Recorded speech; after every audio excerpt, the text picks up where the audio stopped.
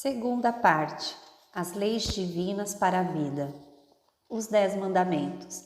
Então falou Deus todas essas palavras: Eu sou o Senhor teu Deus, que te tirei da terra do Egito, da casa da servidão. Não terás outros deuses diante de mim, não farás para ti imagem de escultura, nem semelhança alguma do que há em cima nos céus, nem embaixo na terra, nem nas águas debaixo da terra. Não as adorarás, nem lhes darás culto, porque eu sou o Senhor teu Deus. Deus zeloso, que visita a iniquidade dos pais nos filhos até a 3ª e 4ª geração daqueles que me aborrecem, e faço misericórdia até 1000 gerações daqueles que me amam e guardam os meus mandamentos. Não tomarás o nome do Senhor teu Deus em vão, porque o Senhor não terá por inocente o que tomar o seu nome em vão. Lembra-te do dia de sábado para o santificar. 6 dias trabalharás e farás toda a tua obra, mas o 7º dia é o sábado do Senhor teu Deus. Não farás nenhum trabalho, nem tu, nem teu filho, nem tua filha, nem o teu servo, nem a tua serva, nem o teu animal, nem o forasteiro das tuas portas para dentro. Porque em 6 dias fez o Senhor os céus e a terra, o mar e tudo o que neles há, e ao 7º dia descansou. Por isso o Senhor abençoou o dia de sábado e o santificou. Honra teu pai e a tua mãe, para que se prolongue os teus dias na terra que o Senhor teu Deus te dá. Não matarás, não adulterarás, não furtarás, não dirás falso testemunho contra o teu próximo, não cobiçarás a casa do teu próximo, não cobiçarás a mulher do teu próximo, nem o seu servo, nem a sua serva, nem o seu boi, nem o seu jumento, nem coisa alguma que pertença ao teu próximo. Êxodo 21, 7. Número 1. Não terás outros deuses diante de mim.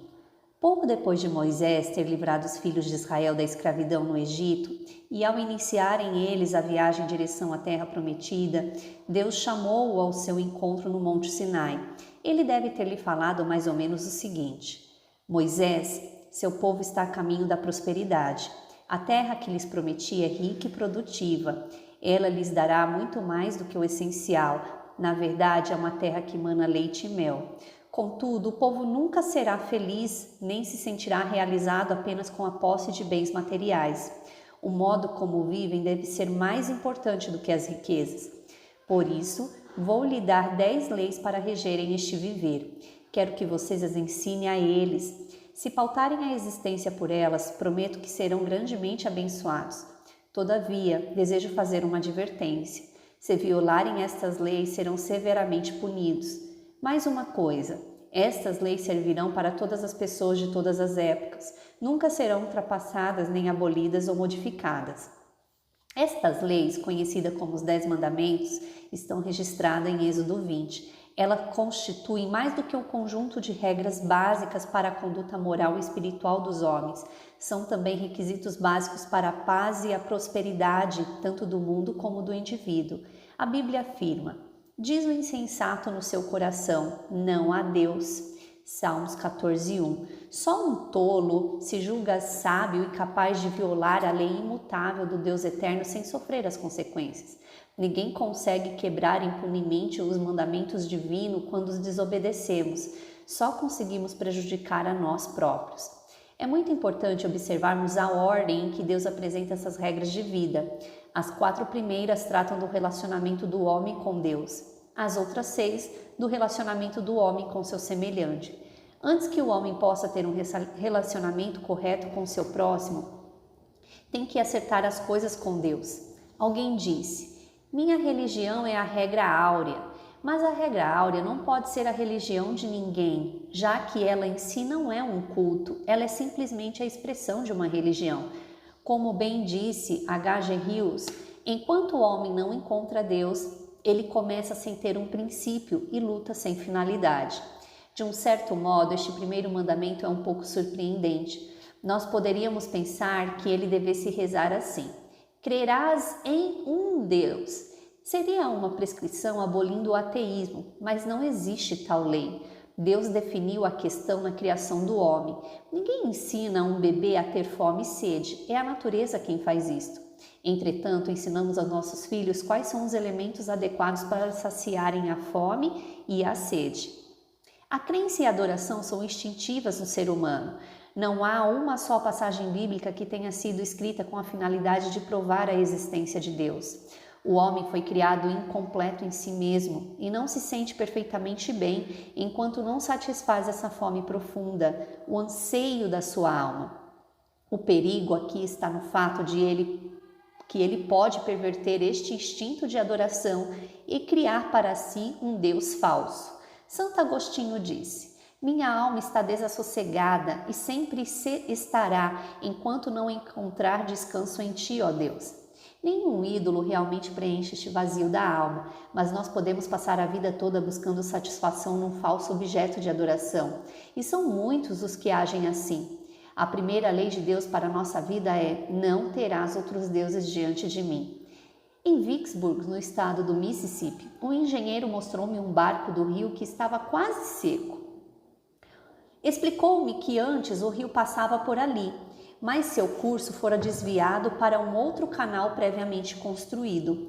A correnteza não podia ser detida, mas pôde ser desviada. Dá-se o mesmo com a nossa adoração a Deus. Sem um objeto de adoração, o homem é incompleto, pois o profundo anelo de sua alma precisa ser satisfeito. Contudo, ele pode afastar-se do verdadeiro Deus e criar para si uma falsa deidade. Tem havido povos que adoram o sol, umas estrelas ou até uma montanha. Em alguns países, adora-se uma vaca, um rio ou outros seres inanimados. Geralmente consideramos estes povos como sendo muito primitivos. No entanto, eles não são muito mais primitivos do que milhares de pessoas que vivem nesta terra civilizada que chamamos de América. Deus disse: não terás outros deuses diante de mim. E nós temos sido achados culpados de transgredir esta lei da vida. São 5 os principais ídolos que a maioria das pessoas está colocando antes de Deus: riqueza, prazer, poder, fama e conhecimentos. Embora seja verdade que nem todos nós estejamos dominados pela ideia fixa de enriquecer, o fato é que nunca estamos satisfeitos com o que possuímos. Talvez essa situação não seja de todo nociva, a não ser que esta insatisfação suplante nosso impulso para Deus e desvie o curso de nossa busca dele. É possível nós ficarmos tão enlevados com nossas posses que esqueçamos as necessidades de nossa alma. Proporcionalmente, são bem poucos os homens que buscam a fama conscientemente. Contudo, é muito comum ouvirmos as criancinhas já dizerem: olha como eu pulo alto, ou então, olha para mim, papai. Este desejo de ser notado é inato em nós. Em si, ele não é pernicioso. Deus nos criou com identidade própria. Nós gostamos de ser conhecidos. Em minha função de ministro do Evangelho, tenho encontrado muitas pessoas que viram sua vida destruída e malbarataram a própria felicidade meramente por não terem recebido toda a atenção que desejavam. Muitos sentem-se insultados ao menor descaso que possam sofrer. Neste país, gasta-se mais dinheiro em cosméticos, por exemplo, do que na propagação do reino de Deus. Não é errado querer o melhor para nós, o erro está em nosso supremo objetivo. Nosso ídolo está em nos colocarmos em primeiro lugar. Todos queremos ser felizes, mas erramos ao pensar que é o prazer o caminho mais certo para a felicidade. Os prazeres só nos ajudam a esquecer as rotinas da vida, mas não satisfazem a alma. O prazer é como uma droga. Precisamos sempre ir aumentando a dose, gradativamente, para obter mais emoções, mais comoções, mais sensação, até que por fim nos encontramos perambulando por entre os túmulos de nossas paixões mortas. É como fazer do tira-gosto a refeição principal. Uma das maiores tentações com que nos defrontamos é a de colocar os prazeres antes de Deus. O poder em si não é um mal, nem o são os conhecimentos. O trabalho que a energia elétrica realiza para cada um de nós equivale ao de 150 escravos. Além disso, ela é uma grande bênção para todos. Se adorarmos o poder, nos transformaremos todos em pequenos Hitlers. O conhecimento em si também não é maléfico, mas a adoração do conhecimento destrói a obediência, assim como adorar o poder destrói o caráter. Adorar a Deus nos leva a nos assemelharmos a Ele e nos ajustarmos à sua vontade. Portanto, se não colocarmos os ídolos adiante de Deus, passamos a ter um viver reto. 2. Não farás para ti imagens de escultura. O segundo mandamento de Deus é: não farás para ti imagens de escultura. Este é um mandamento que não afeta a maioria das pessoas. Entretanto, a Bíblia fala mais dele do que de qualquer outro. Os homens primitivos achavam difícil entender um Deus que não viam e por isso criaram expedientes para auxiliar sua imaginação e dar mais realidade ao momento de culto. Isso em si não é errado. Ouvi falar de um certo homem que orava diante de uma cadeira vazia. Ele imaginava Deus sentado naquela cadeira e aquilo tornava sua oração mais real. Tenho vários exemplares da Bíblia em minha escrivaninha. Utilizo-as para estudo e meditação, mas mesmo que nunca os abrisse, ainda seriam de grande valor para mim. Basta-me vê-los ali para pensar em Deus. Está claro que é possível adorar-se ao Senhor em qualquer lugar, mas é muito mais fácil cultuá-lo num templo. Não é somente pelo lugar, mas também pelo programa de culto. A música e o sermão são de grande valia na adoração. O perigo está em que é muito fácil adorar o meio em vez do objetivo. A Bíblia, a igreja, os hinos, pastores e todos os símbolos e recursos visuais utilizados no culto são sacros apenas porque nos conduzem a Deus. O sentimento denominacionalista, por exemplo, pode ser bem uma violação deste mandamento. Eu sou metodista, mas seria crente do mesmo jeito se fosse batista ou presbiteriano ou de qualquer outra denominação, que, como Pedro diz ao Senhor, tu és o Cristo, Filho do Deus vivo. Mais nocivo do que estes símbolos auxiliares do culto são certas imagens que criamos. Sabemos que Deus criou o homem à sua imagem, Gênesis 1, 27. Mas é muito difícil viver à altura desse plano. É tão difícil que a maioria das pessoas vivem bem aquém dele. Por isso, em vez de procurarmos ser semelhantes a Deus, tentamos criar um Deus semelhante a nós. É bem mais fácil tornar Deus parecido conosco do que nos fazermos iguais a Ele. Deus ordena que não pequemos, todavia existem algumas coisas que desejamos fazer, não importando se são certas ou erradas. Por isso criamos um Deus que não se preocupa muito com o que fazemos. Pensamos no Deus do céu, azul das montanhas majestosas, das flores belas, mas ignoramos o Senhor que disse: vós me roubais nos dízimos e nas ofertas. Malaquias 3:8. Ou o que disse: aquilo que o homem semear, isso também ceifará. Gálatas 6:7. Alguém já observou que Jesus não foi crucificado por ter dito: considerai como crescem os lírios dos campos, mas sim porque disse: vejam como roubam os ladrões. É bem mais fácil reduzir Deus às proporções que nos são mais convenientes do que nos arrependermos de nossos pecados, modificarmos nosso modo de viver e nos tornarmos santos. Quando Horace Bushnell estava na faculdade, considerava-se ateu. Certo dia, pareceu-lhe ouvir uma voz que indagava: já que você não acredita em Deus, em que crê você? Ele respondeu: creio que existe uma diferença entre o certo e o errado. Você está vivendo de acordo com os padrões que considera mais elevados? Perguntou-lhe ainda a voz. Não, respondeu ele, mas vou viver. E naquele dia ele resolveu ter um padrão moral de vida que fosse o mais elevado possível.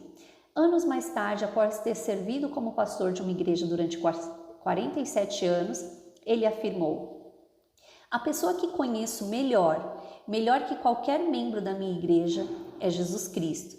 Depois que passar a ajustar sua vida às suas crenças, em vez de procurar adaptar as crenças à sua vida, ele chegou ao conhecimento de Deus. O próprio processo de pensar exige a criação de quadros ou imagens mentais. Se pensarmos numa maçã, logo veremos uma em nossa imaginação. Pensando numa determinada pessoa, seu rosto aparecerá na tela de nossa mente. Quando pensamos em Deus, fazemos uma representação mental dele. O perigo está no fato de que esta imagem pode não ser a certa, e isto é muito temerário. Nós nos tornamos iguais à imagem divina por nós criada, e se ela não for correta, o produto final será defeituoso. Por isso, a Bíblia contém mais advertências acerca deste segundo mandamento: não farás para ti imagem de escultura, do que qualquer um dos outros 9. O homem vê característica de Deus em várias de suas criações: nas montanhas, a sua majestade; nos mares, a sua grandeza; nas flores, sua beleza; em seus santos, sua justiça. Tudo isso, porém, é insuficiente para nos mostrar Deus.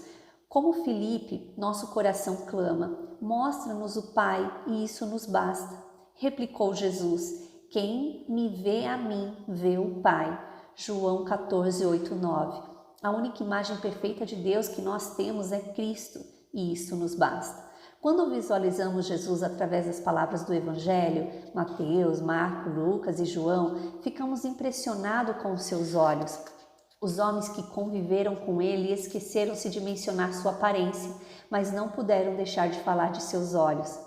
Então, voltando-se o Senhor, fixou os olhos em Pedro, e Pedro se quebrantou. Houve vezes em que os olhos de Jesus brilharam de alegria, outras vezes se suavizaram com ternura e em outras ocasiões se revestiram de uma expressão de censura.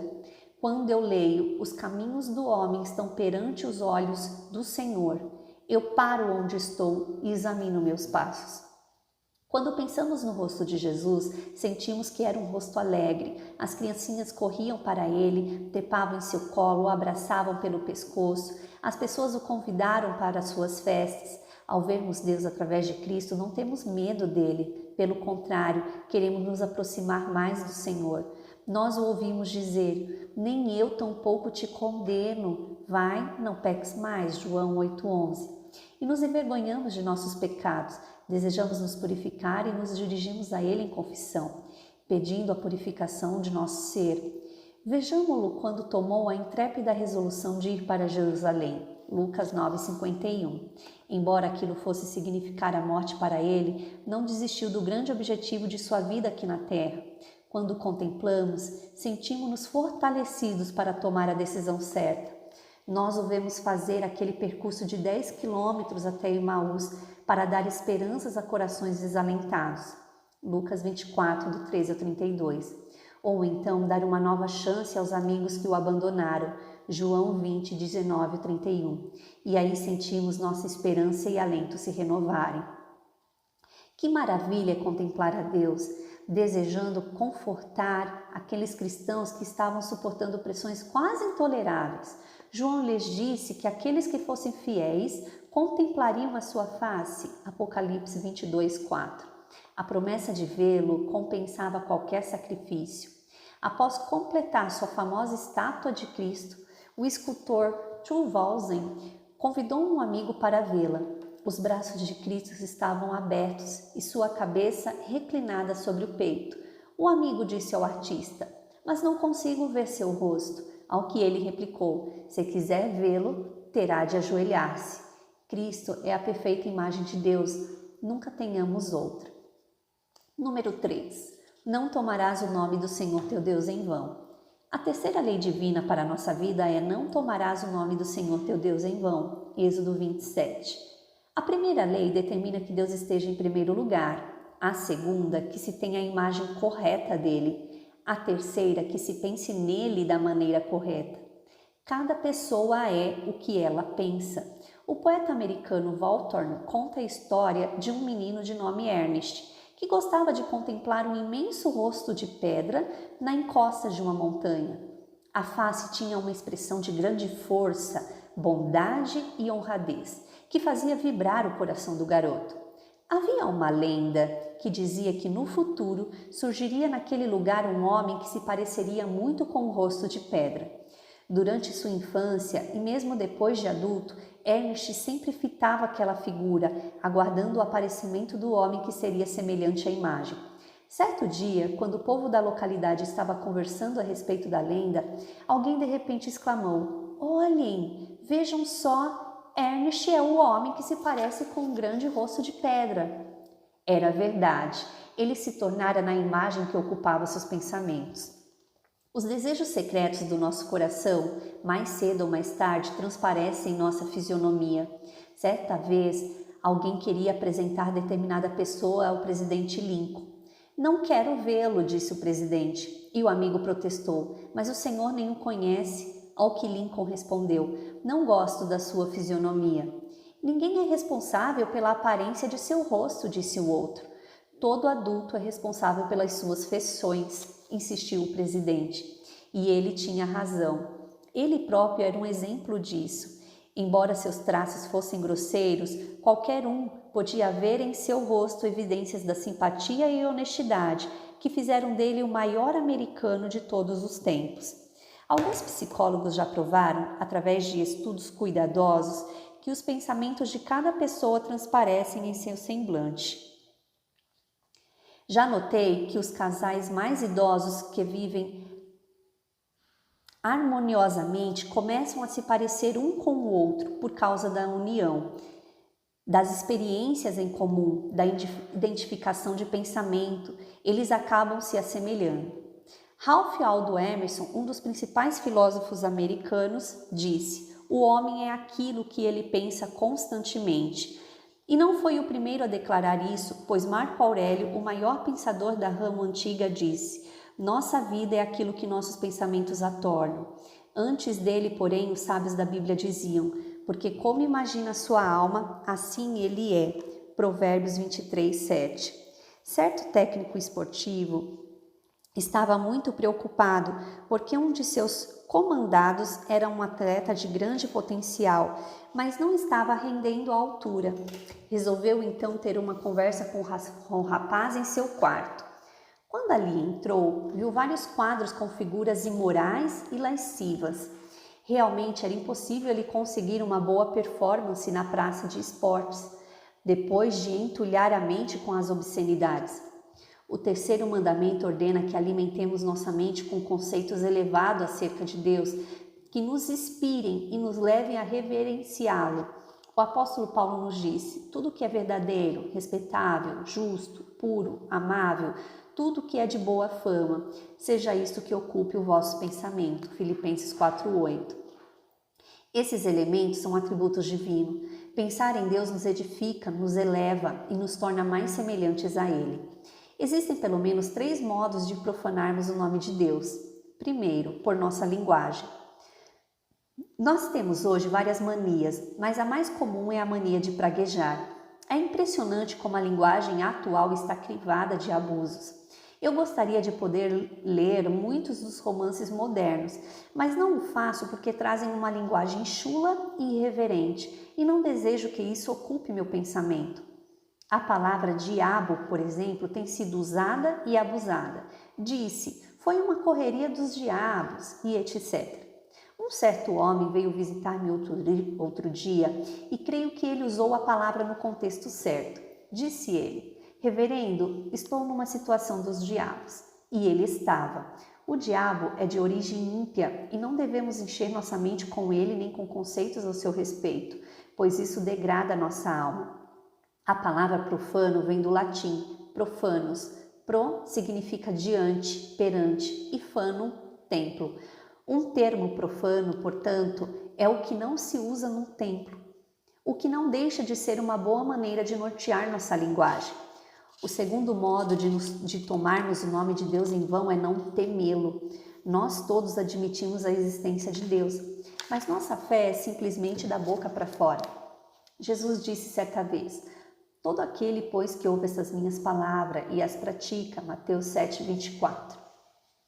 Falar a respeito de Deus e não viver segundo ele é uma profanação pior do que a prática da linguagem obscena. A fé que não opera uma transformação radical na vida de quem a possui é pura hipocrisia e engano. Como disse Elton Trueblood, uma fé vazia e sem significado pode ser pior que uma total falta de fé. Outro modo pela qual tomamos o nome de Deus em vão é nos recusando a ter comunhão com Ele ou receber seu auxílio. Se eu digo que certo homem é meu amigo, mas nunca tenho qualquer contato com ele, nem peço sua ajuda quando dela necessito, então estou sendo falso ao chamá-lo de amigo. Se eu acredito na capacidade de um certo mecânico, então quando meu carro apresentar um defeito qualquer, deverei levá-lo para ele. Se acredito na competência de um determinado médico, logicamente recorrerei a ele quando estiver doente. Entretanto, quando Adão e Eva pecaram, fugiram e se esconderam de Deus. Desde então, seus descendentes vêm fazendo o mesmo. A mancha do pecado é uma realidade em nossa vida. Só existe uma pessoa que pode perdoar o pecado. E, se nós deixarmos de orar, se fecharmos a Bíblia, se voltarmos as costas ao seu altar, estaremos cometendo a pior profanação possível. Quando eu era garoto, certa vez, vi um caminhão de refrigerantes estacionado numa rua e aparentemente não havia ninguém a vigiá-lo. Peguei uma garrafa, enfiei-a no bolso e saí. Logo que dobrei a esquina, abri-a. Foi então que o motorista surgiu e exigiu pagamento, mas eu não dispunha nem de 1 centavo. Então ele me disse rispidamente: arranje o dinheiro em 30 minutos, senão eu o ponho na cadeia. Corri para casa e contei a meu pai o que fizera. Ele não me censurou nem me humilhou. A minha falta em si já se encarregara disto. Ele me deu uma moeda de 5 centavos dizendo: vá lá e pague o homem.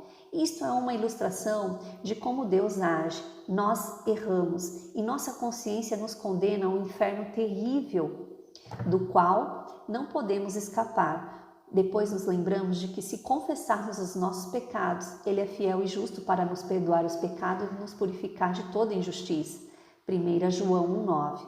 Então, humildemente, nós nos prostramos diante dele e recebemos o seu perdão. Passamos então a viver para ele de acordo com os seus preceitos. Tal fé não é vã. Número 4. Lembra-te do dia de sábado para o santificar. Todos estes mandamentos da lei de Deus são de importância vital. Todavia, na ocasião em que o Senhor os deu a Moisés, alongou-se mais a respeito deste 4º mandamento do que dos outros. Empregou apenas 2 palavras para proibir o homicídio, mas fez uso de 97 em nossa versão para dizer: lembra-te do dia de sábado para o santificar. Em primeiro lugar, ele nos concita a nos lembrarmos do dia do Senhor. Cientificamente falando, ninguém se esquece de nada. Cada pensamento que nos ocorre fica registrado para sempre em nossa mente. Entretanto, na prática, nós podemos esquecer muitas coisas. Esquecemos nomes e datas, negligenciamos nossas responsabilidades e nos decuramos até mesmo de Deus. De algumas coisas nos esquecemos propositalmente, por nos serem desagradáveis. De outras, nos esquecemos porque a mente está voltada para outros assuntos. É o caso da guarda do dia do Senhor. Deus disse que o homem precisa santificar um dia da semana. Deixar de fazê-lo resulta em sofrimento para ele. Deus concedeu esse descanso ao homem, em primeiro lugar, como recompensa pelo seu trabalho. Quem trabalha merece descansar. Quando ignoramos este dom de Deus, estamos lesando a nós mesmos. Em seu livro Yesh River, Rio Oriental, Sholem Ash cita as palavras de um velho judeu, Moshe Rolf, com referência ao dia do Senhor. Creio ser este o melhor comentário que conheço sobre a guarda do dia do Senhor. Ele disse: o homem que trabalha não pelo pão de cada dia, mas para acumular riquezas, é um escravo. Foi por isso que Deus estabeleceu o dia do descanso, pois pela observância dele sentimos que somos diferentes dos animais de carga, que existem apenas para comer e trabalhar. Somos homens. O escopo do homem é esse dia, não o trabalho em si, mas o descanso que ele recebe como prêmio pelo seu labor. O que ocasionou verdadeiramente a libertação dos judeus do cativeiro do Egito foi justamente o fato de reverenciarem o dia do descanso dedicado a Deus. Foi por meio desta prática que eles proclamaram sua condição de homens livres.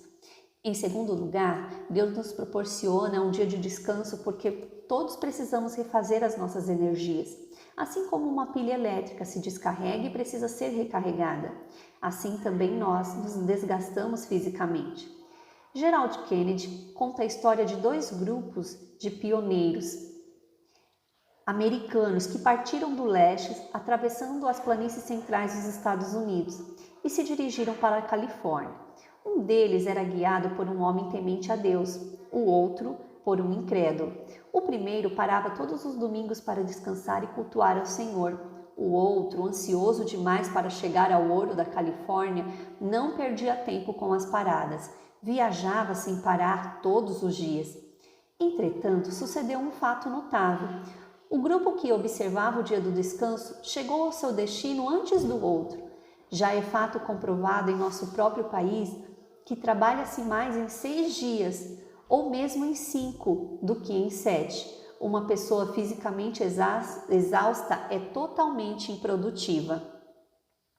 Do mesmo modo, precisamos recondicionar a alma. Um grupo de exploradores americanos foi para a África. Naquele continente, contrataram alguns guias nativos. No primeiro dia de viagem, eles avançaram rapidamente, o mesmo acontecendo no segundo, no terceiro e nos dias subsequentes até o sexto dia. No sétimo dia, porém, os guias permaneceram assentados debaixo de uma árvore. "Vamos!" gritaram os exploradores. "Hoje nós não ir", replicou um dos nativos. "Nós descansar para a alma ficar um dia com o corpo." Foi por isso que Deus disse: "Lembra-te do dia de sábado." Às vezes perdemos tanto tempo discutindo a respeito das coisas que não podemos fazer no domingo, que nos esquecemos das que devemos fazer. Deus nos concedeu este dia para que tenhamos oportunidade de desfrutar algumas das melhores e mais importantes realidades da vida, e não para que nos fosse um dia de proibições. Um velho mineiro disse certa vez a uma pessoa que o visitava: "Eu deixo as mulas ficarem fora da mina uma vez por semana para evitar que fiquem cegas." Aqueles que não se afastam um pouco das suas atividades diárias ficam cegos da alma. O grande filósofo Santayana disse: "Fanático é aquele que perdeu de vista seus objetivos, mas redobra seus esforços para atingi-los." Grande parte da atividade incessante que testemunhamos hoje é realizada por gente sem alvo e sem propósito. Deus afirma que nós precisamos separar um dia por semana para que possamos preservar nosso objetivo. Ou como disse Carlyle: "O homem que não cultua a Deus regularmente é como um par de óculos por trás do qual não existem olhos." Em meu ministério pastoral, tenho conhecido muitas pessoas que perderam o controle dos nervos. Tenho visto outros também para quem a vida se tornou um fardo insuportável. Mas é muito raro, bem raro mesmo, encontrar uma pessoa que guarde o domingo e frequentemente os cultos com regularidade que seja emocionalmente desequilibrada. Os americanos têm uma expressão idiomática que diz: "Isso aí levou meu bode." Essa frase tem origem em um fato interessante. Os antigos criadores de cavalos que possuíam animais de raça, os quais eram muito sensíveis e nervosos, costumavam manter sempre um bode nos estábulos, junto com eles. A presença daquele bode calmo e tranquilo ajudava a conservar os cavalos sossegados. Na véspera do dia das corridas, era comum um criador rival furtar o bode de um concorrente. Assim, o cavalo não faria sua melhor performance no dia seguinte. Nós também muitas vezes ficamos nervosos e irritadiços e perdemos a corrida da vida. O homem precisa reconstruir o seu corpo por meio do repouso e também receber inspiração espiritual. Oliver Wendell Holmes disse certa vez: "Em meu coração há uma plantinha tímida chamada reverência, que eu cultivo aos domingos. Será bom que todos nós o cultivemos, pois, como diz Dostoiévski, o homem que não se inclina diante de nada nunca poderá suportar todo o fardo de si mesmo." Muito de nossos temores, preocupações e tensões nervosas seriam evitados se observássemos este quarto mandamento. Nós somos apressados demais e corremos mais do que podemos. A Bíblia nos diz: "Aquietai-vos e sabei que eu sou Deus." A verdadeira beleza não é agressiva, é tranquila. Nossas melhores disposições não são barulhentas. Os apelos da divindade ao homem são sempre em uma voz mansa e suave. O retrato que o Novo Testamento nos dá de Cristo é: "Eis que estou à porta e bato. Se alguém ouvir a minha voz e abrir a porta, entrarei em sua casa e cearei com ele e ele comigo." Apocalipse 3:20. Deus não é importuno, não invade a vida de ninguém sem ser convidado. Ele é reservado e cortês.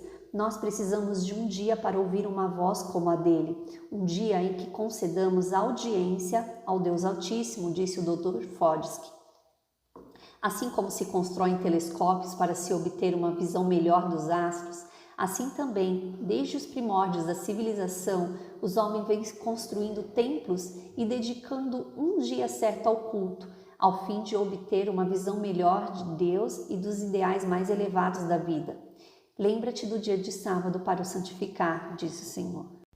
5. Honra teu pai e a tua mãe.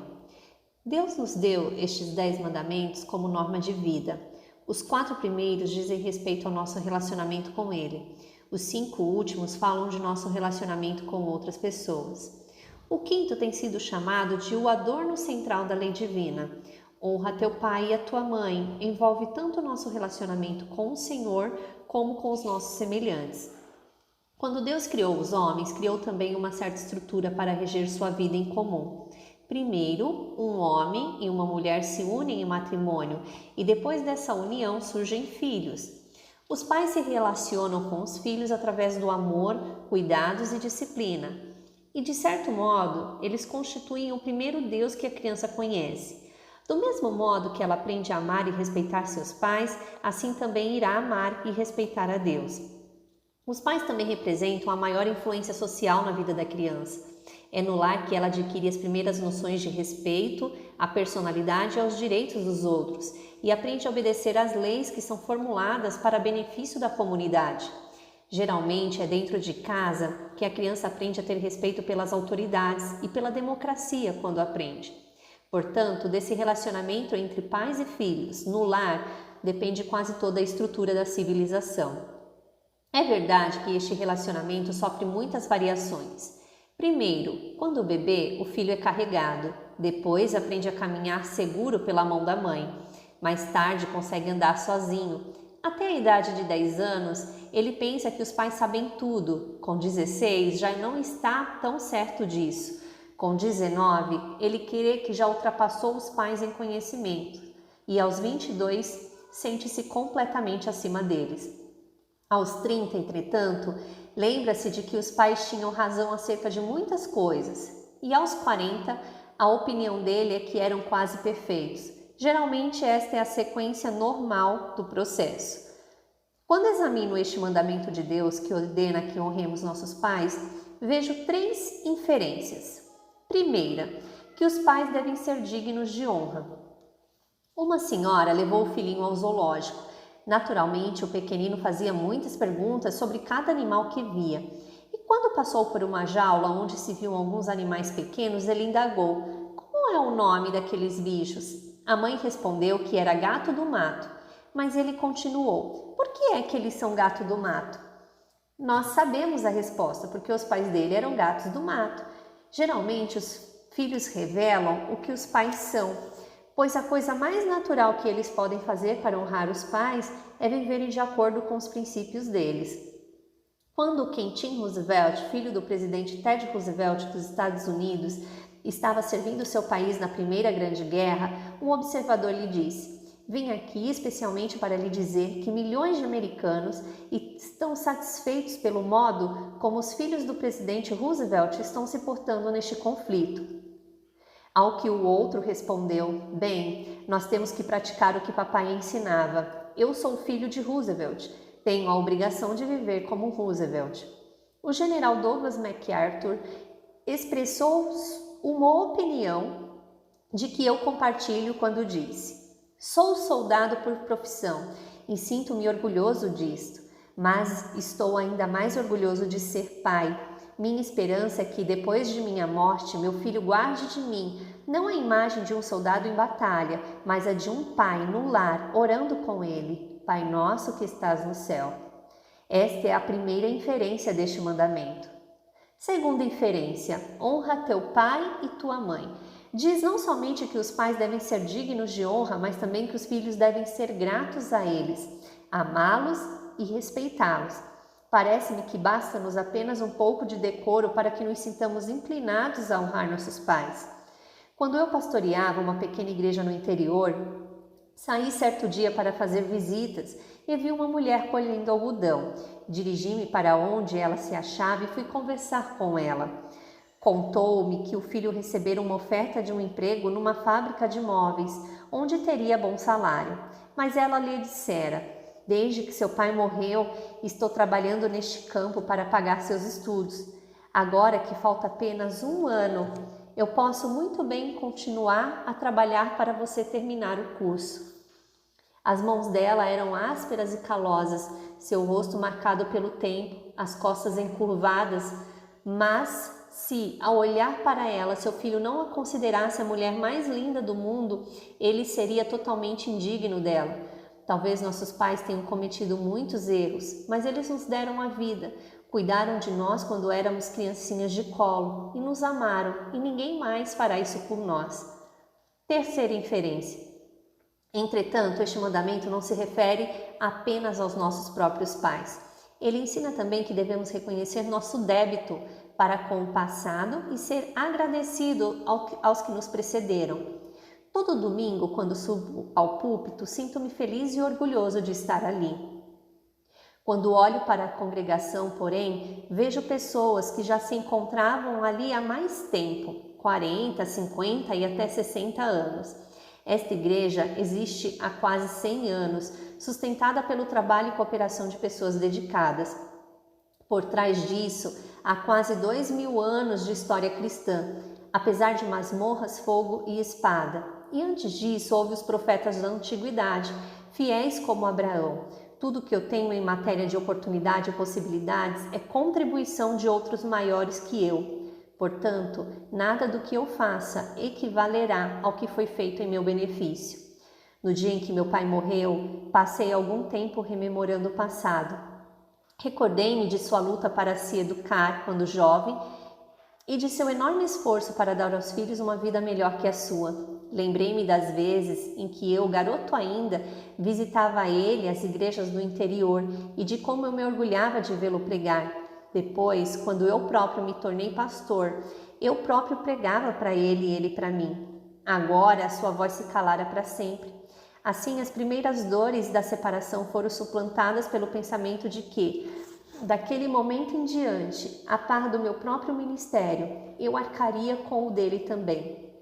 Às vezes os amigos me dizem que trabalho demais, mas é porque estou convicto de que tenho que fazer o serviço de dois. Isso acontece a todos nós. Tudo o que temos e somos é recebido de outrem.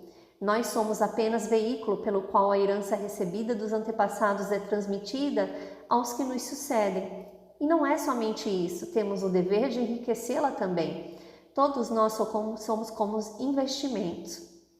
A única variação na responsabilidade de cada um é que alguns recebem 5 talentos, outros 2 e outros 1. Se deixarmos de multiplicar os talentos recebidos, sejam eles poucos ou muito, seremos como o servo mau e negligente.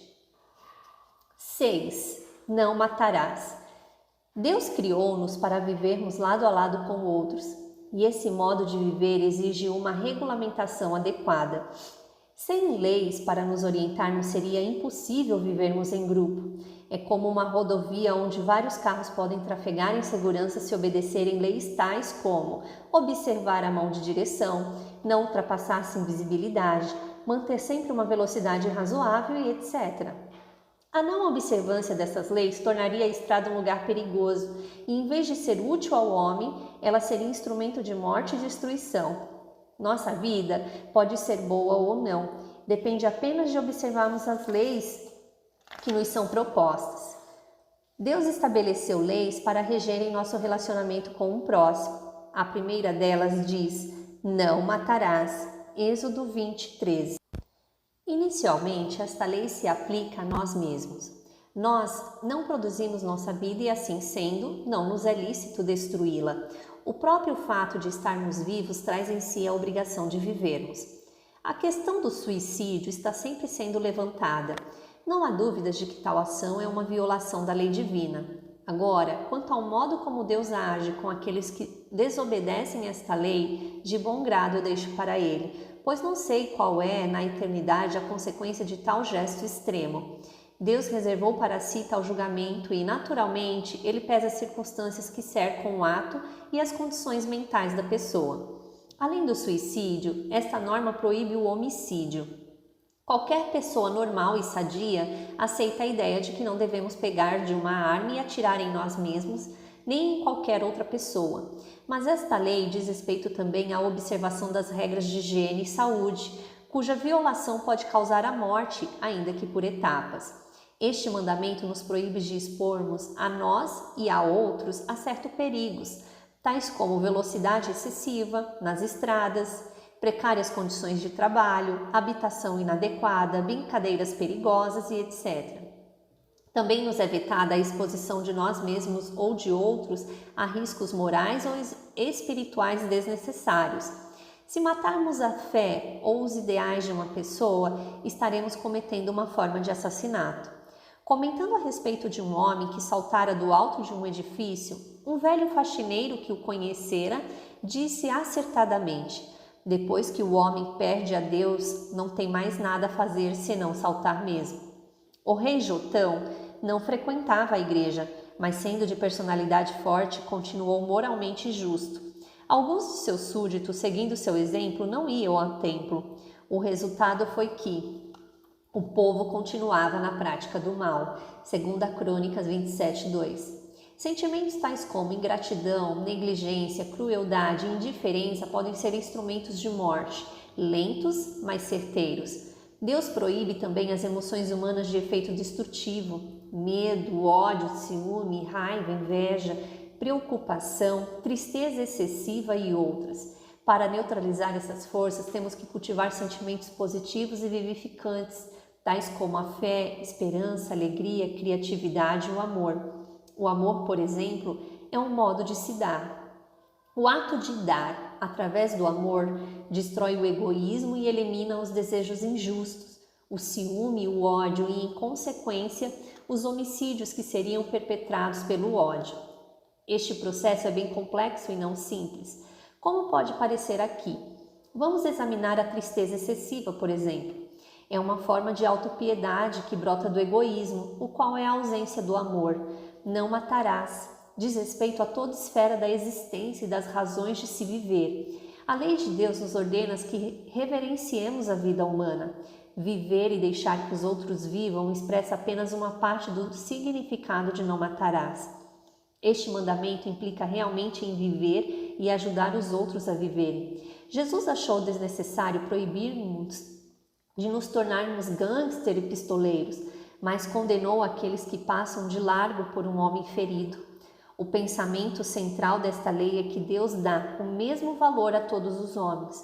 Um Deus que de um só sangue criou todas as nações, um Deus que é Pai de todos os homens, as quais são irmãos entre si. A regra básica do viver é que vejamos todas as pessoas sob as perspectivas certas. Lorado Taft estava ultimando os preparativos para a exposição da estátua de um garoto, feita pelo célebre escultor italiano Donatello, e colocava holofortes ao redor dela. Primeiramente, ele os pôs no chão, com um facho de luz dirigido para o rosto do menino. Deu 2 passos para trás a fim de examinar o efeito e ficou chocado. O garoto tinha uma expressão de idiotismo. Então ele mudou os refletores de lugar e experimentou todas as posições possíveis. Por fim, colocou-os no alto, com a luz incidindo sobre o rosto. Depois afastou-se novamente e sorriu satisfeito. O garoto parecia um anjo. Esta história é muito interessante. Quando olhamos as pessoas meramente do ponto de vista terreno, algumas realmente podem parecer idiotas, outras parecem inferiores a nós. É muito fácil pensar, essa gente é tão sem importância. Quando, porém, olhamos para qualquer indivíduo à luz da fé cristã, isso é, iluminado pelos holofotes divinos, então vemos Deus nele. A vida humana torna-se sagrada para nós e dizemos, não devo matar, tenho que auxiliar outros a viverem. Uma das melhores passagens do livro Covardies é a que focaliza a matança dos cristãos na Arena dos Leões. Nela, o autor conta a história de Lígia, uma jovem rainha que nos primórdios da era cristã foi capturada e levada para Roma. Juntamente com a moça foi seu servo Ursus, homem de grande estatura. Ambos eram cristãos e deveriam ser lançados às feras. Chegou o momento de sua morte. No anfiteatro achavam-se milhares de espectadores. O gigantesco Ursus foi levado para o centro. Ele se ajoelhou para orar e permaneceu de joelhos, não tencionando oferecer a mínima resistência. Foi então que um touro bravo se arremeteu arena dentro em direção a Lígia. Ao ver sua rainha ameaçada, Ursus agarrou o animal pelos chifres. Travou-se uma luta feroz, a força bruta do touro contra a força e o coração do gigante. Os pés do homem e as patas do animal estavam a se enterrar na areia. Depois, a cabeça da fera foi se baixando lentamente. Na quietude do estádio, ouviu-se o estalido dos ossos do pescoço do touro se quebrando. Em seguida, Ursus dirigiu-se para sua rainha, libertou-a gentilmente das amarras e carregou-a dali. Isso ilustra o lado positivo do viver. Feras bravias tais como o ódio, a avareza, o preconceito, a guerra, a ignorância, a pobreza e as enfermidades nos deixam impassíveis enquanto não ameaçam alguém que amamos. Mas, quando isso acontece, nós lutamos contra elas com todas as nossas forças. Quando amamos a todos os nossos semelhantes, então travamos uma batalha de vida ou morte contra esses inimigos da humanidade. Conheço um homem que, embora já tenha mais de 70 anos, está empenhando grande parte de seu tempo e energias na construção de uma escola. Ele comentou que não poderá conhecer muitas das crianças que passarão por lá, mas como sabe que elas existirão, quer ajudar a preparar as coisas para elas. Este mesmo homem está muito interessado na conservação dos recursos naturais e em qualquer coisa que possa tornar melhor e mais plena a vida da próxima geração. Ele está tão interessado nisso que se dedica integralmente ao dia, cuja luz brilhante, todo o mal será revelado, o dia em que a justiça se revestirá de força e o sofrimento será apagado. Frederick L. Rosmer. 7. Não adulterarás. Quando um pastor tem que discorrer sobre o 7º mandamento, não adulterarás, precisa usar de muito tato e reverência para que suas palavras de reprovação não se tornem como o farol de Paros, que algumas vezes conduzia à destruição os barcos aos quais devia indicar o caminho da salvação. Este pecado deve ser discutido o mínimo possível, mas, já que Deus lhe confere certo grau de seriedade ao colocá-lo junto de não matarás, e uma grande parte de nossa sociedade tende a considerar o adultério apenas como uma inofensiva falha moral e não uma violação da lei de Deus, precisamos estar sempre lembrados de que Deus realmente disse: não adulterarás. Certo professor de teologia disse à sua classe o seguinte: cerca de 50% da miséria humana é causada pela desobediência a este mandamento. Esta afirmação parece um pouco exagerada, 50%. Os alunos não a aceitaram, mas um deles, Maurice Wee, depois de alguns anos de ministério, disse que descobrira que seu mestre tinha razão. Passe comigo algumas horas no gabinete pastoral de uma igreja central de uma cidade grande qualquer. Ouça minhas palestras telefônicas, leia minhas correspondências, converse com aqueles que me procuram pessoalmente. Você também se convencerá de que a declaração daquele professor estava correta. Desejo propor aqui 3 questões às quais tentarei também responder. O que é adultério? Por que é errado? E o que devem fazer as pessoas que violaram este mandamento? O adultério é a violação do voto de fidelidade conjugal. Qualquer atividade sexual extramatrimonial é adultério. Jesus vai um pouco além e diz que abrigar a lascívia no coração, mesmo que ela não frutifique no ato, equivale a cometer adultério. Mateus 5, 27 e 28. Sei que algumas vezes um pensamento penetra na mente sem que o possamos impedir, mas transformar este pensamento em luxúria significa conservá-lo na mente, deleitar-nos secretamente, incorporá-lo à nossa vida. É errado porque Deus assim o declarou, e o Senhor assim o fez porque é um ato que afeta outros. Qualquer um que tenha um pouco de consciência terá sentimento de culpa se o violar esta lei. Sei de pessoas que cometeram furtos e os justificaram ao ponto de se convencerem de que não tinham feito nada errado. Pode até haver alguém que cometa um homicídio e se sinta até certo ponto justificado. Entretanto, nunca encontrei ninguém que desobedeça a este mandamento e o justifique. Aquele que quebra este mandamento fica com a consciência marcada. A reação de todos os homens que transgridem esta lei é a mesma de Davi. Meu pecado está sempre diante de mim. Salmo 51, 3. O adultério é um erro, porque resulta em muitos erros. Uma ferida mental é como uma ferida do corpo. Quando cortamos um dedo, não sentimos logo uma dor muito forte, mas se o corte se infecciona e o germe entra na corrente sanguínea e circula pelo organismo, poderá ocasionar a morte. O arrependimento é um ferimento espiritual, é um corte profundo, terrivelmente doloroso, mas é uma ferida limpa e, a não ser que ela seja invadida pela amargura, ressentimento ou autopiedade, ela cicatrizará. Quando cometemos um erro qualquer, o resultado é uma ferida infecta que não se cicatriza. Ela nos rouba a paz de espírito, incomoda a consciência, causa distorção da mente, arma um conflito interior, enfraquece nossa força de vontade e destrói a alma. Philip Brooks disse: mantenhamos-nos livres de dissimulações e até mesmo da necessidade de dissimular. É horrível quando se tem que encobrir alguma coisa, quando temos que evitar olhares, quando para nós existe assunto que não podem ser mencionados, então nossa alegria de viver foi perdida. O adultério é um mal, principalmente porque ele destrói o casamento. Estou me lembrando de uma bela cena da peça Mr. Miniver.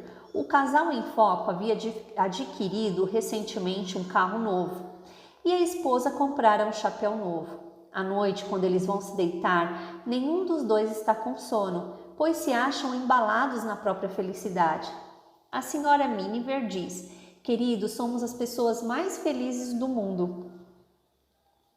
E o marido lhe pergunta: por quê? Só porque temos um carro novo e um chapéu novo? Não, querido, é porque temos um ao outro. Não é preciso muita coisa para se ter felicidade no casamento. O dinheiro, os bens que o dinheiro nos proporciona são válidos, mas podemos perfeitamente passar sem eles. Existem 2 elementos essenciais que devem estar presentes no casamento. O primeiro é uma afeição profunda, um grande amor um pelo outro, um sentimento bem diferente do que dedicamos a qualquer outra pessoa. O segundo elemento é uma confiança absoluta. O adultério destrói ambos. Os índios iroqueses dos Estados Unidos tinham um costume muito interessante para a celebração de um casamento. Durante a cerimônia nupcial, os noivos ficavam um frente ao outro, nas 2 margens de um regato, e ali uniam as mãos por sobre a corrente das águas. Isto significava que a vida deles deveria fluir sempre unida. Supondo-se que sabemos de alguém que cometeu adultério, como é que devemos agir? Vamos ao 8º capítulo do Evangelho de João e vejamos como Jesus agiu para com uma mulher adúltera levada perante ele. Não havia outra coisa a fazer senão apedrejá-la, mas os homens decidiram pedir a opinião de Jesus. A solução que ele teria para aquele ou qualquer outro erro nunca seria o apedrejamento. Ele odiava o pecado, mas nunca deixava de amar o pecador. Quando eu era criança e residia em Tate, na Geórgia, o Sr. Sam Tate contou-me um fato que me impressionou bastante. Havia na cidade um bêbado que era conhecido de todo o povoado. Certo dia, encontrando-se com o Sr. Tate pela manhã, o homem lhe disse: Sam, os moleques me atiraram pedras ontem à noite. Talvez eles estejam querendo melhorá-lo, replicou o Sr. Tate. Bem, retrucou o pobre homem, nunca ouvi dizer que Jesus atirasse pedras numa pessoa para melhorá-la. Jesus encontrava-se no meio do grupo, tendo diante de si a mulher culpada. Então se ele inclinou e começou a rabiscar o chão. Que será que ele escreveu? Depois, em voz calma, mas audível, falou: aquele que estiver sem pecado, atire a primeira pedra. E novamente se inclinou e recomeçou a escrever na areia. Ele conhecia muito bem aquele tipo de pessoa presunçosa que estava sempre pronta a acabar de afundar os outros. Eu creio que ele deve ter escrito palavras tais como mentiroso, ladrão, hipócrita, etc. Então, um a um, aqueles homens, antes tão empenhados em condenar a mulher, deixaram cair as pedras e envergonhados se esgueiraram dali. Segue-se então uma das mais grandiosas cenas da Bíblia. O Imaculado Salvador está frente a frente com a mulher, sozinhos. Nenhuma palavra dura da parte de seus lábios, não lhe dirige nem mesmo um olhar de censura. Ele simplesmente diz com ternura e amor: nem eu te condeno, vai e não peques mais. Parece-me ver aquela cena mentalmente. A mulher se levanta colocando-se de pé, ergue a cabeça, ombros aprumados, porquanto o peso de sua alma já foi retirado. Sente-se envolvida por um novo sentimento de autoconfiança e pela alegria de receber nova oportunidade. Diz-nos a tradição que foi ela quem se postou aos pés da cruz, ao lado de Maria, a Virgem Mãe, e que ela foi a primeira pessoa a receber a notícia da ressurreição do Senhor e a gloriosa incumbência de contá-la a outros. Quando Deus anunciou o nascimento de Cristo, enviou anjos do céu. Foi um privilégio negado ao homem, mas para falar de sua ressurreição, foi o homem mortal o escolhido. Qualquer que seja meu pecado, Cristo e somente Cristo pode retirar minha culpa e dar-me vida eterna. 8. Não furtarás. O oitavo mandamento divino para a vida, não furtarás, é o alicerce de nosso sistema econômico, pois reconhece o direito de cada um direito dado por Deus, de trabalhar, ganhar e possuir. Tirar de alguém um valor que é seu por direito é contrário aos padrões de Deus. Pela história da criação, sabemos que Deus fez o céu e a terra, o mar e tudo o que eles contêm. Depois ele criou o homem e deu-lhe domínio sobre tudo. Gênesis 1:26. Na realidade, ninguém possui nada. Tudo pertence a Deus, mas enquanto o homem estiver na terra, ele tem o direito de posse. Negar este direito a qualquer pessoa implica numa violação dos próprios fundamentos da criação. Desde os primórdios da civilização, a humanidade tem experimentado diversos sistemas econômicos, mas só existe um que realmente dará certo: a livre empresa levada a efeito por homens tementes a Deus. Alguém já disse que os primeiros cristãos tentaram organizar uma forma de propriedade coletiva, mas temos que lembrar que a experiência fracassou e eles a abandonaram. Paulo escreveria mais tarde: se alguém não quer trabalhar, também não coma, 2 Tessalonicenses 3:10. Jesus narrou certa vez a história de um homem que viajava de Jerusalém para Jericó. Foi atacado por salteadores que lhe roubaram tudo e o feriram, deixando-o à beira da estrada. Por ali transitaram um sacerdote e um levita que apenas o olharam e passaram de largo. Veio um samaritano, porém, e socorreu o homem e financiou seu tratamento, enquanto ele não pudesse fazê-lo por si mesmo. Lucas 10:30-37. Nesta simples história, estão claramente demonstrados 3 modos de se encarar os bens. Esta interpretação não é minha. Primeiramente, vemos o pensamento dos ladrões. O que pertence ao meu próximo pertence a mim e eu vou tomá-lo. Retrata o roubo agressivo efetuado pelo ladrão, pelo estelionatário e outros do mesmo tipo. Nesta categoria encontram-se também as pessoas que vivem acima de suas posses. Contrair uma dívida sem ter possibilidade de pagá-la devidamente equivale a roubar. A negligência e o desperdício de tempo no trabalho também são roubos. Certa vez, uma jovem doméstica se apresentou a uma igreja solicitando a inclusão de seu nome no rol de membros, mas não sabia dar evidências de sua conversão e estava para ser dispensada. Por fim, o pastor lhe perguntou: será que não há evidência alguma que indique sua mudança de coração? Ao que ela respondeu: ah, sim, agora eu não varro mais o lixo para debaixo do tapete. Isto basta, disse ele, vamos recebê-la na comunhão desta igreja. Outra coisa que pode ser roubada é nossa riqueza interior. O homem não vive só de pão.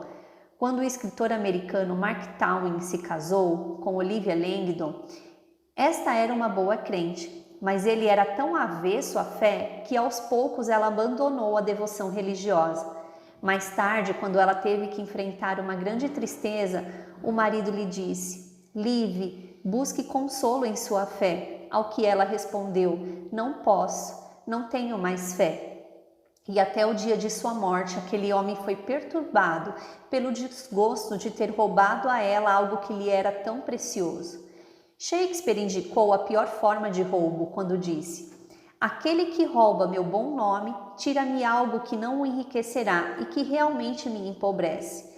Antes de passarmos adiante qualquer comentário a respeito de outrem, é bom nos fazermos 3 perguntas. Isto é verdade? Precisamos realmente contar? Estaremos agindo bem ao fazê-lo? Portanto, há vários tipos de roubo agressivo. Segundo, Estamos roubando não apenas quando tomamos alguma coisa de outrem, mas também quando retemos o que deveríamos dar ao próximo. O pensamento básico do sacerdote e do levita mencionados na história do bom samaritano é: o que me pertence é meu e eu o conservarei comigo. Algumas pessoas avaliam seu sucesso pela quantidade de bens que conseguem adquirir e preservar. Nesta vida, eu tenho visto muito homem caixão. Em sua existência só cabe ele e mais ninguém. Jesus falou a respeito de um homem assim. Ele prosperou bastante e acumulou mais riquezas do que precisava. Que fez então? Vou derrubar meus celeiros e construir outros maiores, decidiu ele, e vou guardar neles minhas colheitas e meus bens. Economizar é uma virtude, mas uma virtude um tanto perigosa. Cada moeda que ganhamos traz consigo um dever correspondente. Este homem estava tão dominado pela ambição que não enxergou sua oportunidade e deveres, e por causa disso ele perdeu a alma. Ver Lucas 12, do 16 ao 21. O profeta Malaquias levantou uma questão muito importante. Roubará o homem a Deus? E ele mesmo responde dizendo que nós o roubamos em dízimos e ofertas. Malaquias 3:8. Há uma lei de Deus muito clara que determina que devolvamos a Deus 10% de tudo que Ele nos permite possuir. É uma temeridade apresentarmos-nos diante dele para julgamento depois de haver guardado ou usado em nosso benefício algo que era dele. Terceiro, o bom samaritano viu a necessidade de seu irmão e seu pensamento foi: o que me pertence, pertence a outros e vou dar a quem precisar. Não podemos nos esquecer de que o direito da empresa privada e da possessão de bens não foi conquistado por nós. Antes, é um privilégio dado por Deus. Com isso, o Senhor demonstrou sua confiança em nós. Mas Ele também exige uma prestação de contas. Nossas habilidades, talentos, oportunidades e recursos naturais não são realmente nossos. São investimentos de Deus em nós. E como qualquer investidor, ele aguarda seus dividendos. Suponhamos que eu deposite certa quantia em dinheiro numa companhia de investimentos e os dirigentes da mesma utilizem todo o lucro em seus próprios interesses. Isso seria um roubo. Da mesma forma, Deus pode ser defraudado por nós. Como é que podemos dar a Deus uma coisa que, por direito, já lhe pertence? Só há um modo: dando-a em serviço para outros. Então, o verdadeiro significado de não furtarás é a consagração total de nossos recursos materiais quando de nossa vida a Ele. O dramaturgo George Bernard Shaw disse certa vez: um homem nobre é aquele que dá a vida mais do que recebe dela. Certa vez, Jesus foi à casa de um homem chamado Zaqueu. Minutos depois de haver entrado ali, Zaqueu declarou: Senhor, resolvo dar aos pobres a metade dos meus bens, e se em alguma coisa tenho defraudado alguém, restituo 4 vezes mais. Após o que Jesus lhe disse: hoje houve salvação nesta casa, pois que também este é o filho de Abraão. O roubo exige restituição.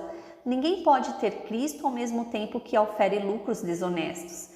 Tem que haver uma opção por um dos dois. Na maioria das vezes, essa decisão é muito difícil de ser tomada. Uma coisa que pode nos ajudar muito nessa escolha é aquele verso das Escrituras que diz: que aproveita ao homem ganhar o mundo inteiro e perder a sua alma? Marcos 8:36. 9. Não dirás falso testemunho contra o teu próximo. Dos 10 mandamentos, o mais fácil de ser violado é o 9. Não dirás falso testemunho contra o teu próximo. Uma razão para isto é o que mais fazemos em nossas conversas é falar sobre as outras pessoas. Quem tem a mente avançada fala de ideias. Quem a tem no nível mediano fala sobre fatos. E os de mente mesquinha falam dos outros. A maioria das pessoas nunca desenvolve muito a mente. Outra razão que nos leva à maledicência é que ela alimenta nosso orgulho. Parece que se conseguirmos tirar um pouco da glória de outrem, isso diminui um pouco o deslustre das nossas próprias falhas. Uma pessoa que vive sempre mencionando a falta dos outros dá demonstrações de possuir complexo de inferioridade. Grande parte das intrigas também é causada por ciúmes. Apesar de tudo isso, quase ninguém se sente culpado de transgredir este mandamento. Já falei com pessoas que me confessaram terem quebrado todos os mandamentos, menos este. Nunca ouvi ninguém reconhecer que haja cometido o pecado da maledicência. Dizemos, eu não queria falar mal dele, mas... e vamos por aí. Assumimos uma presunçosa atitude de justiceiros, que julgamos nos dar o direito de condenar o pecado. Nós gostamos de ficar falando dos pecados de outrem e, ao mesmo tempo, indiretamente, estamos nos gabando de não ter cometido aquele pecado. Às vezes, a crítica toma uma forma de falsa solicitude. Não é horrível o modo como o Sr. John bate na mulher? Sinto tanta pena dela. Ou, às vezes, vem na forma de uma pergunta sutil. É verdade mesmo que o casal X está às portas da separação? Este é o método do diabo. Ele não acusou Jó de nada, ele apenas indaga. Porventura Jó debalde teme a Deus? A pergunta em si já faz uma insinuação acerca da sinceridade de Jó. Outra maneira de alimentarmos a maledicência é ouvi-la. Não é possível haver um ruído a não ser que haja um ouvido para escutá-lo. O som é produzido pelas vibrações do nosso tímpano. Do mesmo jeito, nenhuma só palavra de boato poderá ser passada adiante se não houver um ouvido pronto para recebê-la.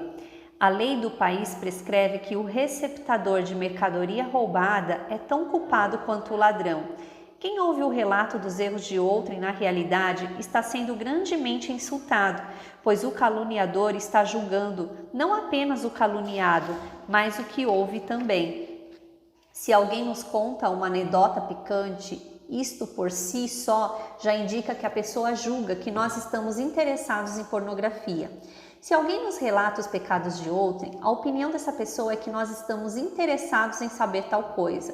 Na verdade, isto é um insulto. Geralmente, ninguém tem intenção de prejudicar aqueles de quem fala mal. Pensamos nisto mais como um passatempo inofensivo. Lembremos-nos, porém, das palavras do Senhor: não julgueis para que não sejais julgados, pois com o critério com que julgardes sereis julgados, e com a medida com que tiverdes medido vos medirão também. Mateus 7, 1 e 2. Esta afirmação me assusta um pouco, compele-me a orar. Eu desejo que Deus seja mais magnânimo comigo do que tenho sido para com os outros. E você? Disse Will Rogers: viva de tal maneira que não tema vender o papagaio da família para o maior boateiro da cidade. Este conselho é muito sábio, mas receio que a maioria das pessoas não viva deste modo.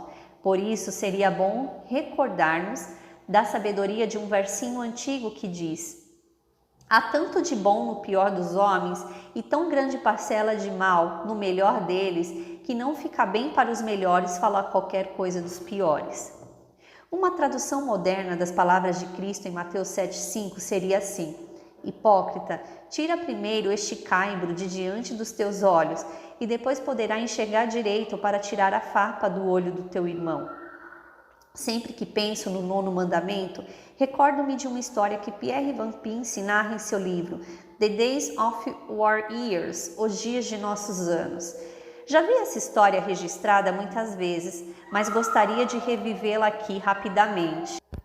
Num certo lugar vivia um corcunda de nome Ugolin. Certa vez ele caiu muito doente, não tinha pai e sua mãe era alcoólatra, mas possuía uma irmã de rara beleza, chamada Solange.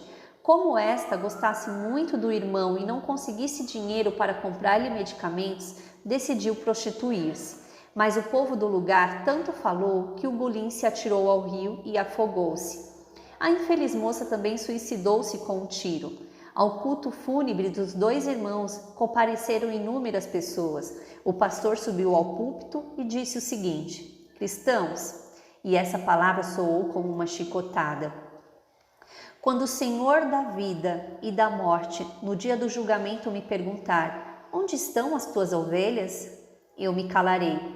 Quando ele perguntar pela segunda vez: onde estão tuas ovelhas? Ainda continuarei mudo. Quando indagar pela terceira vez: onde estão tuas ovelhas? Deixarei pender a cabeça e responderei envergonhado: não eram ovelhas, Senhor, era uma matilha de lobos. Recentemente eu disse num sermão que o homem que fala do pecado de outrem é pior do que o que cometeu o pecado. Foi uma afirmação um tanto extremada, feita num momento impensado. Não estou certo de que seja verdadeira. Todavia, não tenho muita certeza de que esteja totalmente errada. O que acha o leitor? Antes de responder, abra a Bíblia em Gênesis do 9, do 20 ao 27 e leia o relato de como Noé se embebedou. Noé era um pregador. Embebedar-se é vergonhoso para qualquer pessoa, mas para um homem que usa o manto do profeta é duplamente vergonhoso. Noé deitou-se em sua tenda completamente nu. Pouco depois entrou seu filho Cão. Viu o pai naquele estado e saiu para contar aos irmãos. Os outros 2 filhos de Noé, Sem e Jafé, decidiram não olhar para o pai. Entraram na tenda de costas e jogaram uma capa sobre ele. Muitos séculos depois, quando o autor da carta aos Hebreus escreveu sobre os heróis da fé, ele falou da obra de Noé, mas ignorou essa falha, Hebreus 11:7. Sem dúvida, Deus também a esqueceu. Sem e Jafé foram grandemente abençoados por Deus e prosperaram. No entanto, a descendência de Cão, o filho que viu e divulgou a nudez do pai, foi amaldiçoada e condenada à condição severa. Talvez que, no final das contas, o que comete o pecado acabe em melhor situação do que o que fala dele. Certo garoto era considerado o terror da vizinhança. Tudo o que acontecia de errado era atribuído a ele. E ele levava suas chicotadas na escola sem reclamar e sem chorar também. Um dia foi para a escola um novo professor, e logo que surgiu um problema, todos puseram a culpa no menino. Este esperava receber a punição imediatamente, mas em vez de castigá-lo, o professor falou: agora o Joãozinho vai contar sua versão dos fatos. Para espanto geral, o menino começou a chorar. Quando o professor lhe perguntou por que chorava, ele respondeu: é a primeira vez que alguém diz que eu posso contar o que houve. Um de meus versículos é: irmãos, se alguém for surpreendido em alguma falta, vós que sois espirituais, corrigi-o com um espírito de brandura e guarda-te para que não sejas também tentado. Gálatas 6:1. 10. Não cobiçarás. O último mandamento de Deus para nós é: não cobiçarás. Isso não significa que todo e qualquer desejo que tivermos seja necessariamente pecaminoso. Se não tivéssemos alguns desejos, não teríamos aspirações, nem trabalharíamos, nem progrediríamos na vida. Cobiçar significa que pensamos em nós mesmos e nas coisas que podemos obter. Deus prefere que nos esqueçamos de nós mesmos e pensemos no que podemos dar. Jesus expressou este mandamento de forma positiva. O apóstolo Paulo cita o que ele disse em Atos 20:35. Mas bem-aventurado é dar que receber. A palavra cobiça devira do latim cupiditia, que significa grande desejo, avidez. O ambicioso está sempre insatisfeito, não importa quanto ele consiga obter. Por fim, a cobiça o mata e deixa-o destituído de tudo. Após tê-lo governado exoneravelmente durante toda a vida. Tolstói conta uma história que ilustra muito bem a força da cobiça. Um certo camponês recebeu um oferecimento de terras. Ele receberia toda a área de terra que conseguisse percorrer em um dia. Então ele se pôs a caminhar apressadamente para cobrir a maior superfície de terreno possível. Entretanto, o esforço que despendeu foi tão grande que quando regressou ao lugar de onde partira, caiu morto. Assim, acabou sem nada. Deus nos deu estas 10 leis para o nosso bem. Ele espera de nós o melhor e quer que tiremos o máximo da vida. Este último mandamento nos leva ao ponto culminante da nossa existência, que é a realização pessoal. Isto é o que todos nós queremos. A satisfação pessoal traz paz e alegria à nossa mente. Coisas essas que são o prêmio que Deus nos dá por um viver reto. Esta tinha que ser a última das 10 leis. Sem se observar a outras 9, é impossível observar esta. Como é que se consegue estipar do coração os maus desejos? Enchendo-o de desejos retos. O melhor resumo que existe dos 10 mandamentos é o que foi feito por Cristo. Amarás o Senhor teu Deus de todo o coração, de toda a tua alma e de todo o teu entendimento. Amarás o teu próximo como a ti mesmo. Mateus 22, 37 e 39. Demos a Deus e aos outros o primeiro lugar de nossa vida e coloquemos em nossa mente algo que é maior do que nós. Ao fazermos isto, perdemos de vista a nós mesmos. O egoísmo é desbaratado. Em vez de nos sentirmos infelizes por causa de coisas que nos faltam, passamos a experimentar o gozo de oferecer o que temos para dar. Existe uma ilustração acerca de 4 homens que escalaram uma montanha. O primeiro reclamava que seus pés doíam. O segundo era muito ambicioso e ficou desejando as casas e fazendas por que passavam. O terceiro olhou para as nuvens e ficou temeroso de que chovesse. O quarto, porém, ficou apenas contemplando o panorama. Ao desviar os olhos de si mesmo e do vale embaixo, ele nem se deu conta dos pequenos problemas que tanto incomodavam os outros. Quando o nosso campo de visão é todo tomado por Deus e pelas oportunidades de que dispomos de prestar serviços ao nosso próximo, nós experimentamos não um egoísmo sovina, mas o fruto do Espírito. Ao nos desfazermos de nossos desejos egoísticos, obtemos amor, alegria, paz, longanimidade, benignidade, bondade, fidelidade, mansidão, domínio próprio. Estes são os frutos do Espírito, os resultados de um viver mais justo. Gálatas 5, 22, 23.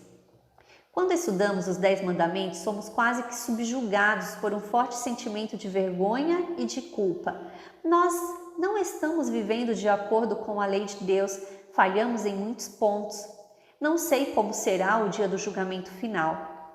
Temos uma ideia de Deus assentado no trono como um juiz, tendo diante de si um grande livro no qual se acham registradas todas as transgressões da humanidade. Talvez não seja bem assim. Entretanto, de uma coisa temos certeza, o julgamento será realizado. O que você irá declarar? Adorou ídolos em vez de adorar a Deus?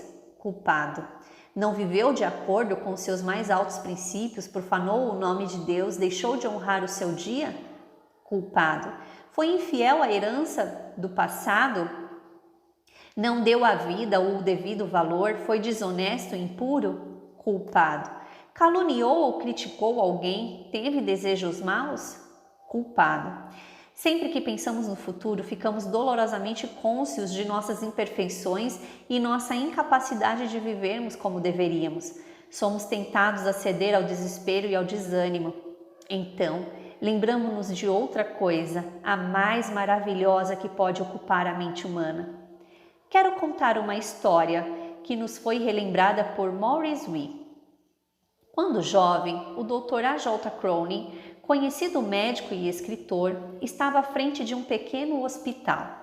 Certa noite, ele realizou uma cirurgia muito delicada e de emergência em um garoto. Ele se sentiu bastante aliviado quando, por fim, o menino voltou a respirar livremente. Deu instruções à enfermeira de plantão e foi para casa, muito satisfeito pelo sucesso da operação. Tarde da noite veio-lhe um chamado urgente, houvera uma complicação e a criança estava em péssimas condições. Quando o médico chegou à beira da cama do pequeno paciente, ele já estava morto. A jovem enfermeira ficara apavorada e negligenciara seu dever. O Dr. Cronin chegou à conclusão de que não poderia confiar nela novamente e escreveu à Junta de Saúde Pública uma carta que significaria o fim de sua carreira de enfermeira. Antes de enviá-la, porém, chamou a moça e leu-lhe o que escrevera. Envergonhada e sentindo-se arrasada, ela escutou-o, sem dizer uma palavra.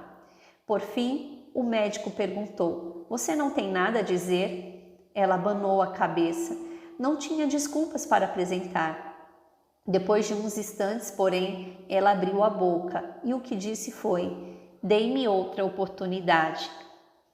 Deus nos deu estes 10 mandamentos para que por eles regulemos nossa vida. Estou certo de que muitas e muitas vezes seu coração se entristece ao ver-nos transgredi-los. Ficamos diante dele envergonhados, sentindo-nos miseráveis, condenados, sem escusas para nossas faltas. Em sua infinita misericórdia, e não porque mereçamos, Deus nos concede mais uma oportunidade. Porque Deus amou o mundo de tal maneira que deu o seu Filho unigênito, para que todo o que nele crê não pereça, mas tenha a vida eterna. Se você nunca desobedeceu nenhum só dos mandamentos de Deus, eu creio que você não precisa de um Salvador. Mas será que existe algum de nós que seja totalmente inculpável? Nós podemos apenas cantar, tal qual estou, eis-me, Senhor, pois teu sangue remidor verteste pelo pecador. E então, quando olharmos para o futuro, poderemos dizer como o apóstolo Paulo, tudo posso naquele que me fortalece, Filipenses 4,13. Pela fé em Cristo e obediência à sua vontade, nossos pecados são perdoados e nós recebemos forças para vencer amanhã.